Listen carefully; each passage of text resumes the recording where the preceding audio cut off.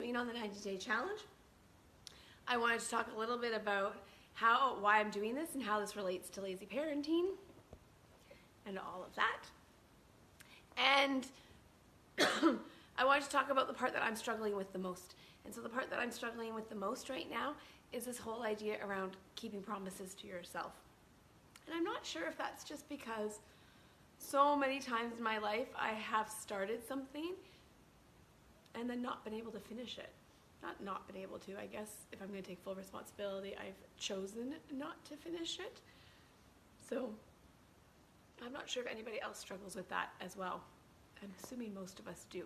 Otherwise we would all be billionaires and rock stars and super fit and super healthy if we all could do all the things all the time, and we'd be amazing moms and our children would all listen to us all the time and never do anything wrong and all of the above.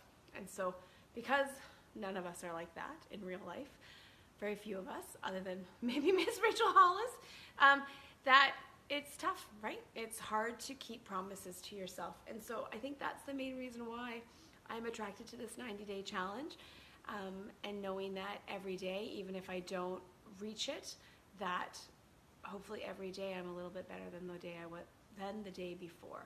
That's the goal.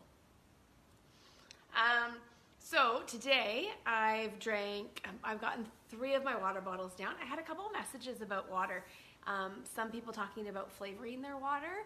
I did that as well. I've flavored my water. I've used those little Crystal Light packages when I was struggling with drinking any water at all, and I see nothing wrong with that.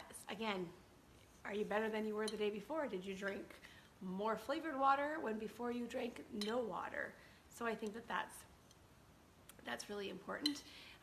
I'm trying to do this challenge with just drinking regular water, so I'm trying not to include any of my tea or any pop that I might drink or any of that kind of stuff.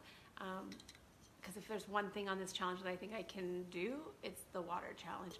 And I do really like these bottles, so I just bought 2 of them. This one matches my computer case, that's why I really like it.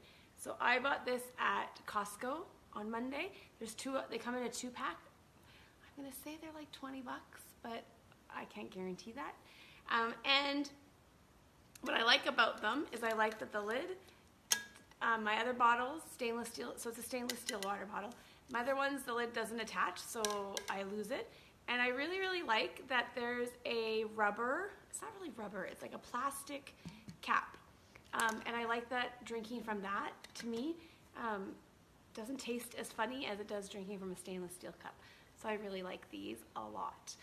So I kept one and then I gave the other one to Elizabeth. And so I like these a lot. So I highly recommend them. It says they're BPA free. And then my other trick that I gave into somebody was the idea of how do you set yourself up for success. So thinking about it in the morning or the night before, right? Let's pre-plan our night before. So I fill this up with water and I put it beside my sink at night.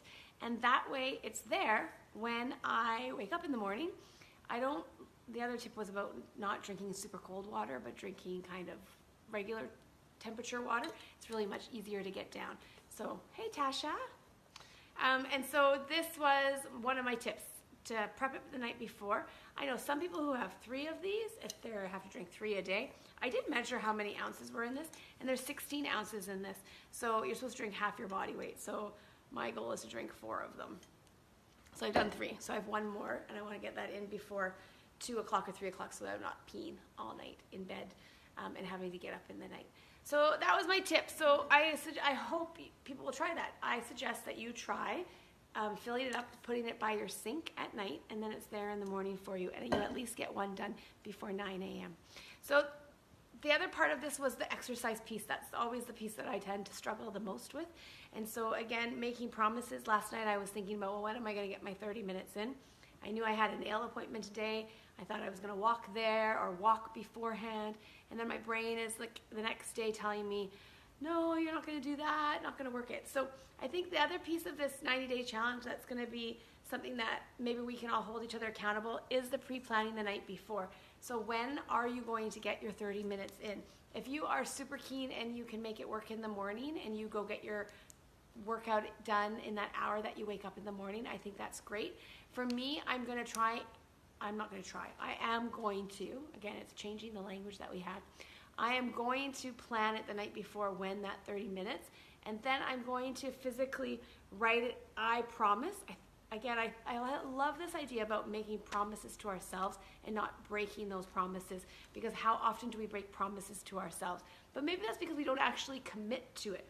So by committing to it, by writing it down in my journal that I'm using, maybe then I will actually be committed to it and then stick to it. So for today, I've committed to, I'm driving somebody to a track and field meet. So while they're setting up and getting ready for the run, I'm gonna go for my walk in there. And so I've written it down in my book so that I've made a promise with the language that I promise I will do my 30-minute walk while Elizabeth is at her track and field meet. So that's what I have written down in my book for that.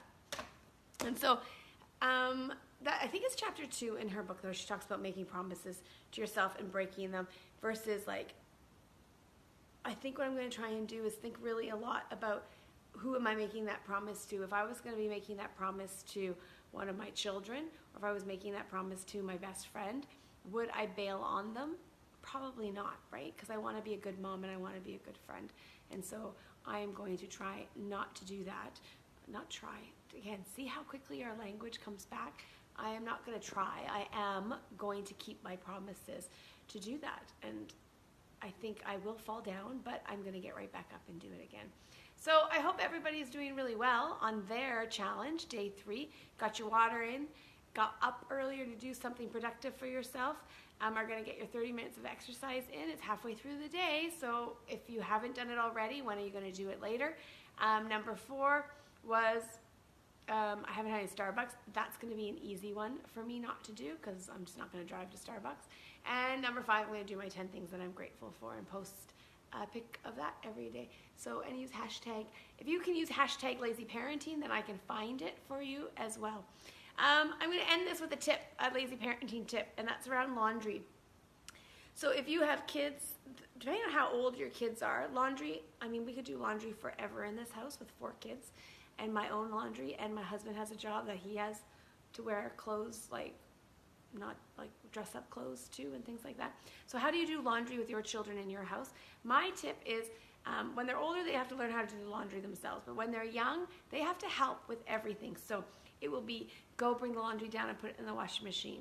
Any child from the ages of 3 and up can go and grab clothes. Even if I throw them downstairs, they can grab them and put them into the washing machine. They can take the clothes from the washing machine and put them into the dryer. If you have front loaders, which is what I do, they can do that themselves. I will likely carry them upstairs, but they can carry them upstairs. They can sort the laundry. Sometimes they're better at it. Little ones, maybe not so much. So I will sort the laundry. So in my bedroom, I'll have 4 piles of clothes. I'll have a pile of clothes for each child. I do not fold them. I do not put them away. It is their responsibility to go to my room, take their pile of clothes, and put them away into their room. So that's my laundry tip for kids, so that you're not doing all of the laundry and you don't end up with piles of laundry that aren't done. The goal, they help and they put their own laundry away. And now that my teenagers, so 3 of my 4 children are all doing their own laundry. I don't do their laundry. So if they don't have laundry, it's their own fault, and they have to be on top of that. So that's one of their chores that they do. And then I'm just responsible for myself and my husband, and then the little one, but she helps as needed with that. She has to put her clothes away and all of that kind of stuff as well. So that's my laundry tip for lazy parenting. Don't do it. Teach your children how to do laundry. It is not difficult. It is super easy. And new thing that our parents never had to do is I don't sort laundry. All laundry gets washed in cold water, most of it anyways. So there is no bleeding of clothes or anything like that. So just put all the laundry into one big laundry and go for it. Okay, that's it. Thanks for joining me. Thanks for watching. Please like and share, and then come back tomorrow. I'll be on tomorrow real quick just to touch base with people at noon. I hope to see you. Okay, bye.